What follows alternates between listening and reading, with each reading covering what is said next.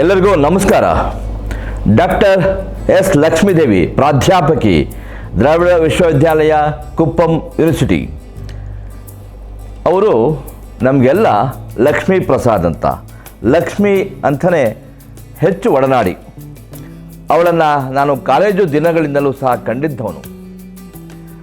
ಕವಿಯಾಗಿ, ಕಲಾವಿದೆಯಾಗಿ, ನಾಟಕಕಾರ್ತಿಯಾಗಿ, ಅನುವಾದಕಿಯಾಗಿ, ಸಾಹಿತ್ಯದ ಒಡನಾಡಿಯಾಗಿ, ಹೀಗೆ ಹಲವು ಬಹುಮುಖಗಳಿಂದ ಅವಳು ನಮ್ಮ ಜೊತೆ ಗುರುತಿಸ್ಕೊಂಡಿದ್ದವಳು.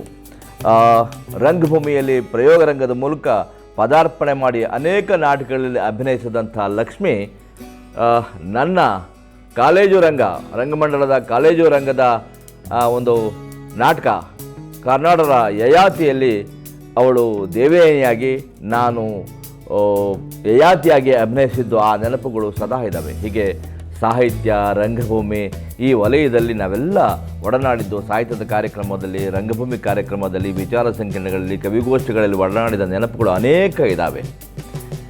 ಇವತ್ತು ಲಕ್ಷ್ಮಿಯ ಮಗ ಹಾಗೂ ಆಕೆಯ ಗಂಡ ಪ್ರಸಾದ್ ಕೂಡಿ ಒಂದು ಚಾಲನನ್ನು ತರ್ತಾ ಇದ್ದಾರೆ. ಅದು ಏನು ಅಂತಂದರೆ ಲಕ್ಷ್ಮೀ ಸಂಸಾರ, ಸಂಸ್ಕೃತಿ, ಸಾಹಿತ್ಯ ಮತ್ತು ರಂಗಭೂಮಿಯನ್ನು ಕುರಿತಂಥ ಲಕ್ಷ್ಮಿಯ ಬದುಕು ಬರಹವನ್ನು ತಮ್ಮೆಲ್ಲರ ಮುಂದೆ ತಂದಿಡುವಂತಹ ಒಂದು ಪ್ರಯತ್ನವನ್ನು ಮಾಡಿದ್ದಾರೆ.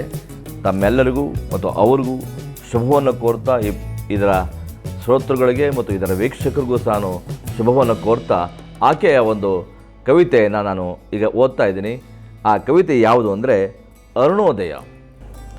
ಅಂದು ನಿನ್ನ ಪ್ರಥಮ ನೋಟ ಎನ್ನ ಸ್ಪರ್ಶಿಸಿದಾಗ ಲಜ್ಜೆಯಿಂದ ತಲೆಬಾಗಿತು, ಒಡಲೆಲ್ಲ ನಡುಗಿ ಅಂಜಿಕೆಯಿಂದ ಹಿಂದೆ ಇಟ್ಟ ಹೆಜ್ಜೆ ಹಸೆಯ ಹಾಕಿತು.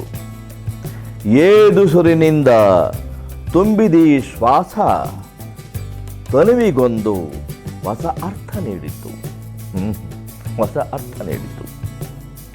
ಹೆದರಿ ಬೆವತ ರೋಮಗಳಲ್ಲೂ ಬೆವರಹನಿ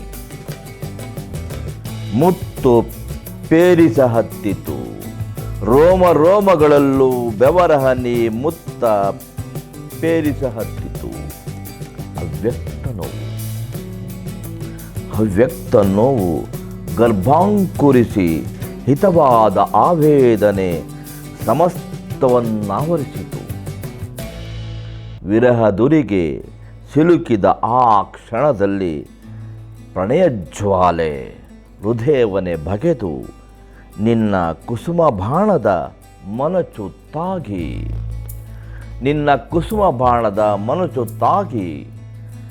ಕಾಣಲಾರದ ಗಾಯ ತೀಕ್ಷ್ಣವೆನಿಸಿತು. ಕೆಲಕಾಲ ಜಗ ಸ್ಥಗಿತಗೊಂಡು ಉತ್ಸಾಹ ಬುಗ್ಗೆಯಾಗಿ ಶೃಂಗಾರ ಸಾರಭೆ ಚಿಮ್ಮಿ ಹೊಮ್ಮಿತು.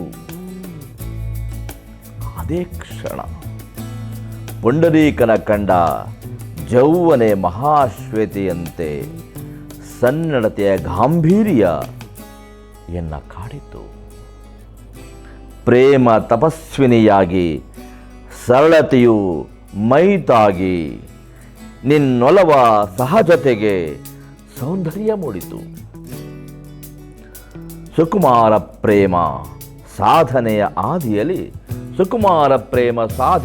ಆದಿಯಲ್ಲಿ ಹೊಸಬಾಳ ಪಥಕ್ಕೆ